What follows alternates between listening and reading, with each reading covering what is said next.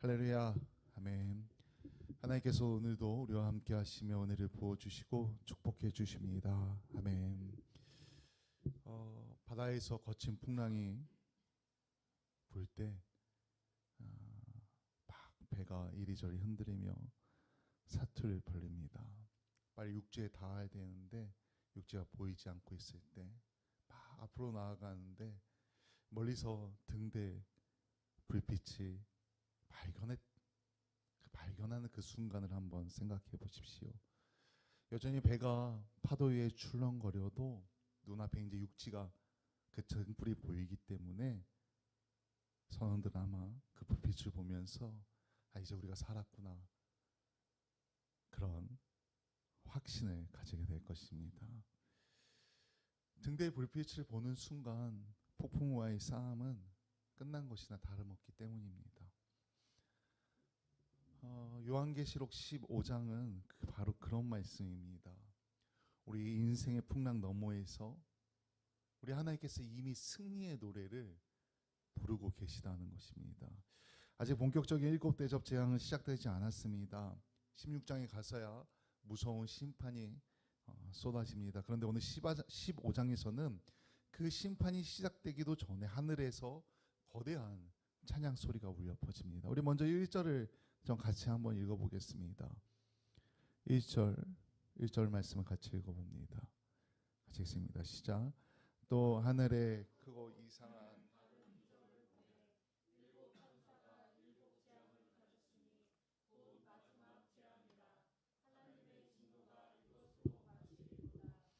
여기 이렇게 말합니다. 하늘에 크고 이상한 다른 이적을 보매. 7 천사가 7 재앙을 가졌다고 선포합니다. 그리고 마지막 재앙이 시작되기 전에 요한은 놀랍게도 심판이 아니라 그 끝에 이루어질 찬양을 먼저 본 겁니다. 왜 심판 직전에 찬양이 먼저 나옵니까? 그 이유는 이미 승리가 확정되었기 때문입니다. 우리 전래동화 중에 토끼와 거북이라는 전래동화가 있습니다. 거북이와 토끼가 달리기를 시작합니다. 누가 승리합니까? 거북이가 승리합니다. 우리가 근데 상식적으로 생각하면은 거북이는 너무 느리기 때문에 승리할 수가 없습니다. 근데 우리는 이미 동화의 내용을 다 알고 있기 때문에 거북이가 먼저 결승전에 들어가는 것을 압니다. 세상은 성도들을 비웃습니다. 그리고 핍박합니다. 교회를 미워합니다.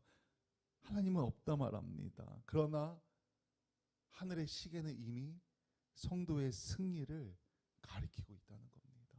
이미 승리는 정해졌다는 겁니다. 우리가 이 땅에서 겪는 현실은 그저 과정일 뿐이라는 겁니다.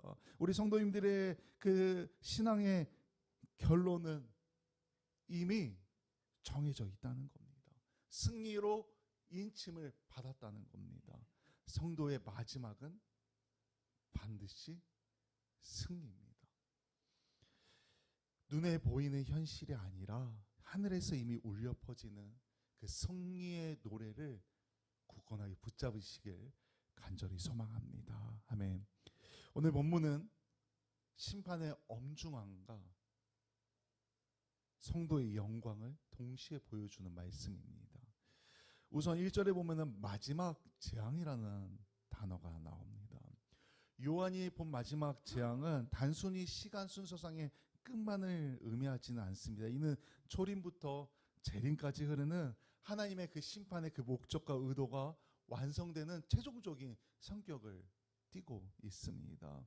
우리가 여기서 잠깐 앞에서 우리 계속 요한계시를 하고 있지만 우리가 또 전도사님도 설교하고 선교사님도 오고 이렇게 하다 보면은 좀 우리가 시간이 오래 걸리지 않습니까? 그래서 기억이 잘 안 나실 겁니다. 그래서 잠깐 우리 6장에서부터 이제 다음이 할 16장까지 세 종류의 심판에 대해서 간단하게 한번 복습과 예습 차원에서 좀 점검하고 넘어가려고 합니다. 순서상으로는 인, 나팔, 대접의 심판이 나옵니다. 이 구조는 같은 시대를 점점 강하게 확대해서 보여주는 구조입니다. 좀 더 간단하게 정리하자면 하나님의 심판은 이미 시작되었고 계속 경고하시고 결국 완전히 이루어진다는 겁니다. 우리 사람의 눈에는 너무 길기 때문에 옛날 일, 앞으로 일어날 일 언제 아예 잘 모를 수도 있지만 하나님 눈에는 이미 파노라마처럼 펼쳐져서 이미 다 일이라는 것입니다. 각 개별 심판을 좀 간단하게 한번 설명드리겠습니다. 네. 이 심판은 이미 시작된 심판을 말합니다. 그래서 여기를 설명하면서 혹시 기억나십니까? 흰색 말, 붉은색 말, 검은색 말, 청황색 말에 대해 설명을 했습니다. 그러니까 이 심판은 현재 진행형인 심판을 말합니다. 나팔 심판은 경고의 심판입니다. 무슨 일이 일어났습니까? 어떤 심판이 내려졌습니까? 전부가 아니라 3분의 1만 심판이 내려졌습니다. 3분의 1만 땅이 파괴되고 3분의 1만 바다가 파괴되고 3분의 1만 물이 오염됩니다. 해와 달이 3분의 1이 어두워졌다는데요. 일부분의 심판을 통해서 사람들을 향해서 돌아오라고 하나님께서 기회를 주고 있는 심판이 나팔 심판이라는 겁니다. 대접 심판은 오늘 본문에 잠깐 언급되고 16장에 나오는 심판인데 다음에 할 거지만 간단하게 설명하면 완성된 심판을 이야기합니다. 전체가 이제 다 심판을 받습니다. 끝이 오는 겁니다. 심판의 완성입니다. 전면적인 파괴가 일어나고 모든 것이 끝나는 심판이 대접 심판, 최종 심판입니다. 그리고 이 심판은 별개의 사건이 아니라 같은 시대를 다른 각도에서 하나님께서 모든 것을 보고 있는 그리고 행하시는 그런 심판이라는 겁니다. 중요한 것은 하나님의 심판은 이미 진행 중이라는 것입니다. 그리고 반드시 완성된다는 것입니다. 이제 2절에 보니까 요한은 불이 섞인 유리 바다 위에 내려주세요. 짐승을 이기고 선자들을 봅니다. 사장에서도 유리 바다가 한번 나오죠. 오늘 본문 2절의 유리 바다에는 불이 섞여 있습니다. 여기서 불은 심판과 연단을 의미합니다. 놀라운 사실들은 이들이 세상 기준으로 봤을 때는 실패한 패배자처럼 보인다는 겁니다. 이들 상당수는 그 짐승의 우상 숭배에 타협하지 않다가 목숨을 잃은 순교자들입니다. 세상 눈으로 보니 패배자입니다. 그러나 하나님은 그들을 향해서 이렇게 말합니다. 죽임을 당한 자가 아니라 짐승을 이기고 벗어난 자들이라고 말합니다. 승리했다는 겁니다. 다니엘의 세 친구를 기억하십시오. 그들은 풀무불에 던져졌지만 그래서 세상 눈으로 봤을 땐 끝난 것처럼 보였지만 하나님께서 그 불 속에서 그들을 승리자로 입증해 주셨다는 겁니다. 우리도 마찬가지입니다. 때로는 믿음 때문에 손해보고 아파하는 그 자리가 사실은 승리자의 자리가 되는 줄 분명하게 믿으시기 바랍니다. 아멘. 그리고 이제 3절 4절에는 모세의 노래, 어린 양의 노래가 나옵니다. 이는 구약의 출애굽 사건과 신약의 십자가 사건이 하나님의 구원 역사임을 보여주는 말씀입니다. 홍해 앞에서 부른 찬양이 구원의 시작이었다면 유리바다 위에서 부르는 이 노래는 구원의 완성을 이야기한다는 것입니다. 찬양의 내용을 한번 보십시오. 우리가 잘 견뎠다, 우리가 해냈다, 이런 자랑은 하나도 없습니다. 우리가 하나님을 찬양하는 그 고백만 있습니다. 우리도 한번 같이 고백해 보겠습니다. 3절 중반부터 4절까지 우리 한번 쭉 읽어보면서 제가 아까 전에 성경 읽을 때 이 부분만 조금 목소리 톤을 다르게 해서 읽었는데 혹시 좀 느끼셨나요? 우리도 한번 하나님을 찬양하는 마음으로 이 3절 중반부부터 4절까지 좀 같이 읽어보겠습니다. 주 하나님 곧 전능하신 이시여 하시는 일이 크고 놀라우시도다. 만국의 왕이시여 주의 길이 의롭고 참되시도다. 주여 누가 주의 이름을 두려워하지 아니하며 영화롭게 하지 아니하오리까. 오직 주만 거룩하시니이다. 주의 의로우신 일이 나타났음에 만국이 와서 주께 경배하리이다 하더라. 아멘. 오직 하나님의 행하심만을 높이고 있습니다. 이것이 천국의 문화입니다. 나를 드러내지 않고 오직 하나님의 통치만을 기뻐하는 것, 하나님만을 드러내는 것, 그게 우리 믿음의 사람들의 모습이어야 한다는 겁니다. 마지막으로 5절 이하를 보면 심판의 출처가 나옵니다. 심판은 우연히 일어나는 죄가 아닙니다. 하늘의 그 증거 장막의 성전에서부터 시작됩니다. 7 재앙을 가진 천사들이 제사장의 옷을 입고 나오는 것은 이 심판이 하나님의 거룩한 공의를 집행하는 제의적 과정임을 뜻합니다. 7절에 나오는 금대접은 성도의 기도와 눈물이 담긴 그릇입니다. 우리가 하는 그 억울한 눈물의 기도를 하나님께서 대접에 담아두셨다가 가장 정확한 때에 공의로 갚아주신다는 것입니다. 성전에 연기가 가득하여 아무도 들어갈 수 없다는 것은 이제 그 누구도 확정된 하나님의 심판을 막거나 지체하거나 피할 수 없음을 의미합니다.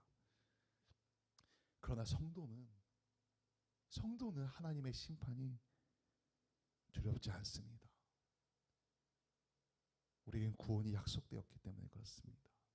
하나님의 구원 역사에 동참해서 우리는 승리의 노래를 부르기 때문에 심판의 그날이 두렵지 않다는 겁니다. 오늘 여기 함께 예배드리는 우리 성도님들이 우리가 함께 그날 함께 하나님을 찬양하며 하나님을 노래하며 믿음으로 나아가는 복된 성도님들이 되시길 간절히 소망합니다. 아멘. 오늘 본문이 우리에게 던지는 핵심적인 질문이 있습니다. 세상이 말하는 승리는 진짜인가?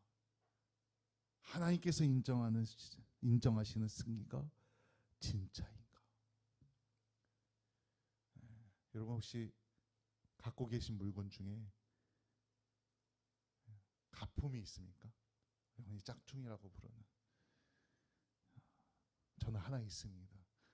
나이키 신발인데 짝퉁입니다. 가품은 처음 보기에는 우리 지난번에도 한번 이야기했지만 어쩌면 더 진짜 같을 때가 있습니다. 더 매끄러워 보일 때가 있습니다. 그런데 가격은 더 저렴하고 얻기도 쉽습니다. 그래서 당장은 가품을 선택하는 것이 훨씬 이득처럼 보이지만 시간이 흐르고 사용하다 보면은 오히려 가품은 더 빨리 노후되고 망가집니다. 하지만 진품은 시간이 흐를수록 그 명품은 더 가치가 선명해집니다. 요한계시록 15장에서 유리 바다 위에 선 승리자들은 바로 이 진품 믿음을 증명해낸 사람들입니다. 하나님께 믿음을 인정받은 사람들, 세상 권세라는 짐승을 성도들에게 나와 타협하고 내 표를 받으며 편안한 삶을 주겠다라고 유혹합니다. 나와 함께 하자고 유혹합니다. 세상의 것을 주겠다고 유혹합니다. 당장 눈앞의 박해를 피하기 위해 가짜 믿음을 우리가 선택한다면 그 당장은 승리자처럼 보여질 수 있습니다. 당장은 편할 수 있습니다. 그러나 성도들은 목숨이 있는 한이 있어도 하나님을 향한 순전한 믿음을 저버리지 않았다는 겁니다.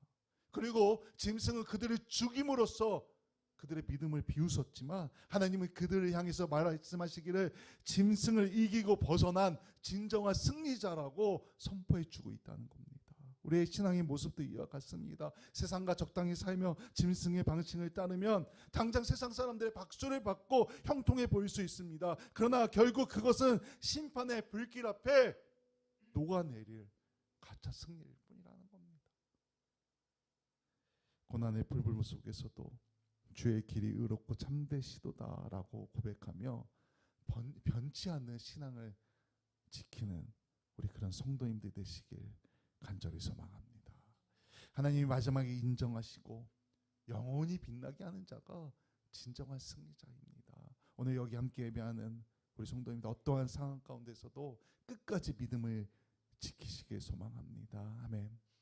우리가 믿음을 끝까지 지키십시다 할 때 아멘 하셨는데, 그럼 우리가 믿음을 지키기로 했다면은 승리가 확정된 우리는 어떻게 믿음을 지키면서 승리자로 살아가야 하는지를 알아야 합니다.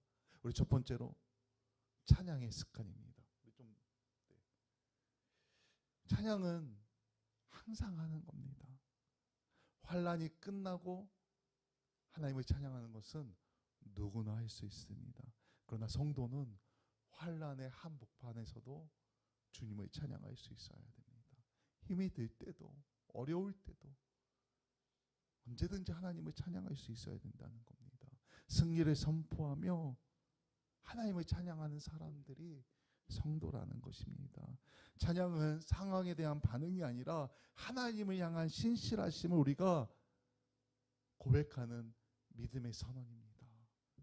지금 상황이 아무리 힘들고 어려워도 우리의 입술을 열어서 하나님이 하시는 일은 크고 놀랐습니다. 선포하시길 소망합니다.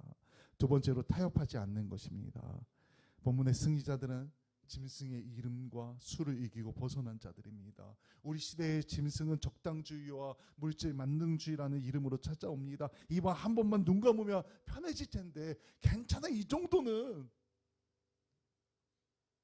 그러나 유리바다 위에 선 성도들의 모습을 기억하고 거절하고 거룩한 고집을 지키시길 소망합니다.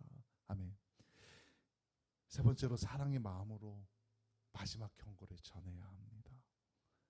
성전 문이 닫히면 더 이상 기회는 없습니다.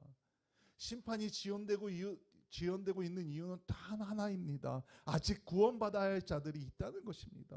우리는 복음의 기쁜 소식을 전해야 됩니다. 동시에 하나님의 거룩한 심판이 엄연히 존재함을 알려야 합니다. 복음을 전해야 합니다. 예수님을 믿으라고 선포해야 됩니다. 교회로 데리고 와야 합니다. 우리도 여기 빈자리가 많은데 안 믿는 사람들을 데리고 와야 한다는 겁니다. 교회를 떠난 자들을 데리고 와야 한다는 겁니다. 우리 성도님들이 하셔야 한다는 겁니다. 이것은 위협이 아니라 벼랑 끝으로 달려가는 사람을 막아서는 사랑의 외침입니다. 우리 지난주에도 싱크홀 얘기를 잠깐 했죠.